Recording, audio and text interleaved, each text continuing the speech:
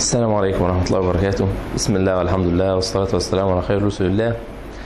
أهلا وسهلا بحضراتكم معنا في حلقة جديدة من برنامج الله يحبهم. النهاردة معدنا مع صنف جديد أخبرنا النبي صلى الله عليه وسلم أن الله يحب أهل هذه الصفة. فيا ترى مين اللي هيكون معانا النهاردة؟ تعالوا نشوف. عن عتيك الأنصاري رضي الله تعالى عنه أن النبي صلى الله عليه وسلم قال: إن من الغيرة ما يحب الله ومنها ما يبغض الله، فأما الغيرة التي يحب الله فالغيرة في الله، وأما الغيرة التي يبغض الله فالغيرة في غير الله. صدق رسول الله صلى الله عليه وسلم. كما سمعتم النهاردة معدنا مع صنف يحبه الله عز وجل، وهو الشخص الغيور في الله، اللي عنده غيرة في الله. يعني ايه عنده غيرة في الله؟ غيرة بمعنى بشكل بسيط معنى عنده حمية، يعني زي ما بيقولوا بالمصري كده، واحد عنده دم، واحد بيحس، واحد بيتأثر، بيثور من أجل أي انتهاك يحصل. طيب ايه هي أنواع الغيرة اللي الله عز وجل يحب صاحبها؟ أول حاجة هي الغيرة لدين الله تعالى، إن واحد يبقى بيغار لدين الله تعالى، بيتأثر ويثور إذا انتهكت حرمات الله تعالى. واحد عنده إحساس بكل ألم المسلمين. اما اجي مثلا النهارده أقول له إن امبارح اليهود عملوا شركة جديدة بتبيع خمور، وعملت ستاند جابته ووقفت عملت الحفلة فوق قبر صحابة النبي صلى الله عليه وسلم في اللي دخلوا بيت المقدس وفتحوه. الصحابة اللي كانوا مع سيدنا عمر بن الخطاب في فتح بيت المقدس، اليهود امبارح كانوا واقفين على قبورهم وبيوزعوا خمور وبيرقصوا وكذا. لما اجي اقول لك كمسلم الكلام ده، وتيجي تقول يا عم انا مالي ومال فلسطين، احنا مالنا، انا مصري، انا سعودي، انا كويتي، انا اماراتي، انا ماليش دعوه بفلسطين، يا عم بالمغرب، يا عم بس اقلب هات لنا ماتش الكوره الفلاني. هذا الصنف لا يحب الله عز وجل. انما الصنف اللي بيحبه ان يكون انسان مسلم لما يقرأ الكلام ده دمه يفور ويغلي، ويبقى نفسه الوقت قبل كمان شوية يروح بيت المقدس ليحرر بيت المقدس من هؤلاء.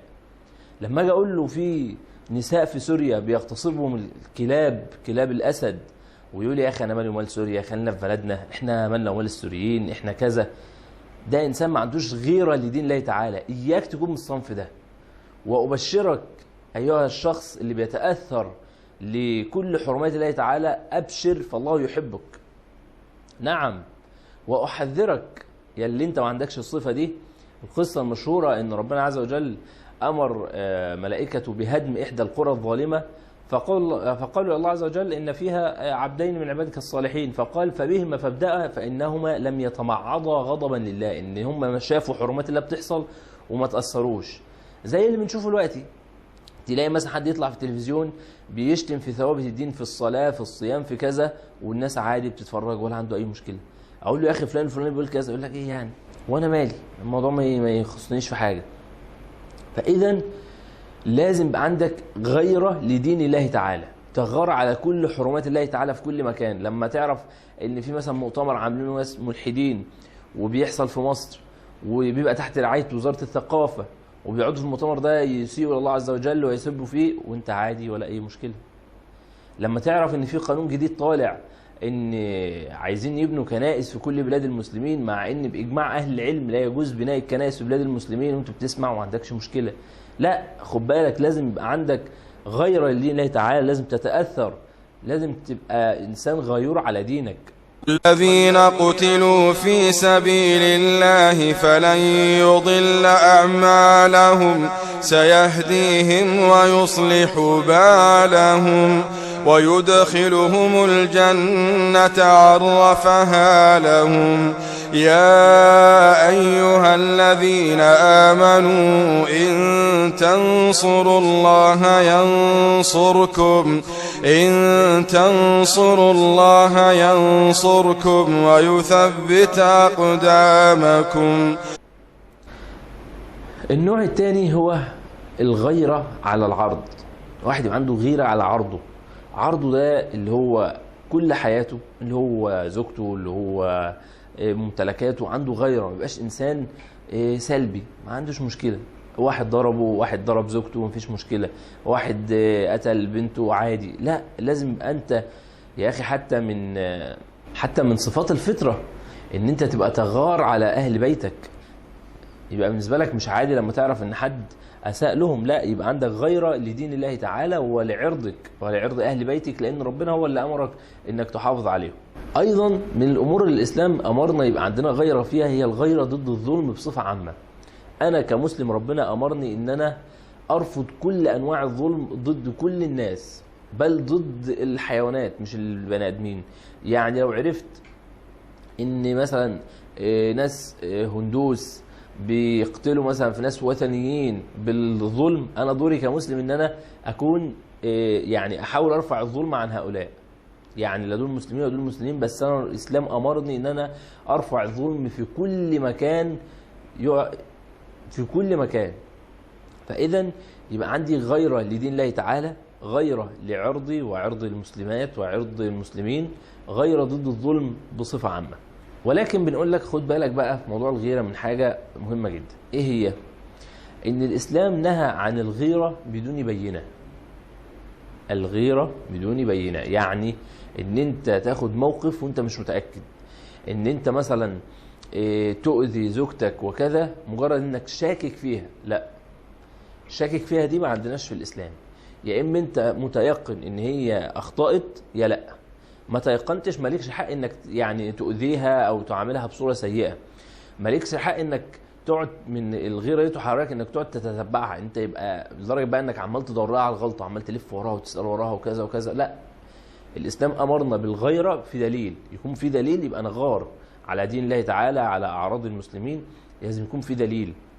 انما بعض الناس يعني زي ما بيقولوا مصر كده بيزهق مراته من الغيره دي، وكلها شكوك. هو شاكك ان هي بتتكلم مع فلان، هو شاكك ان هي خرجت راحت لفلان، هو شاكك هو شاكك هو شاكك، لحد ما الشك ده بيدمر حياته بالكامل. فاذا الاسلام امرنا عشان نخرج من هذا الامر ان احنا نتوثق. ان انا مثلا لما اقرا مثلا خبر على الانترنت مثلا حصل كذا في البلد الفلانيه، اتوثق الاول الكلام ده حصل ولا ما حصلش. حصل، ساعتها لازم يبقى عندك غيره وتثور، وبقى ده بقى طبع جواك بقى. انت مش بتحاول انت دلوقتي تتصنع انك غاضب، لا، يبقى هو ده الطبيعي عندك.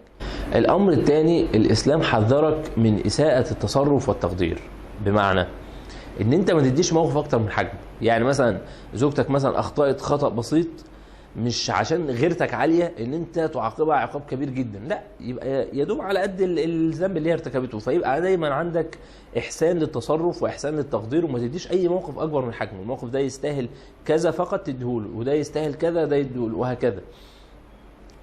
وبالعكس، وما يكونش عندك تقليل للموقف. بمعنى ما اجيش اقول لك مثلا ان في مسلمات اغتصبوا في سوريا فتقول طيب ربنا ينصرهم وتسكت.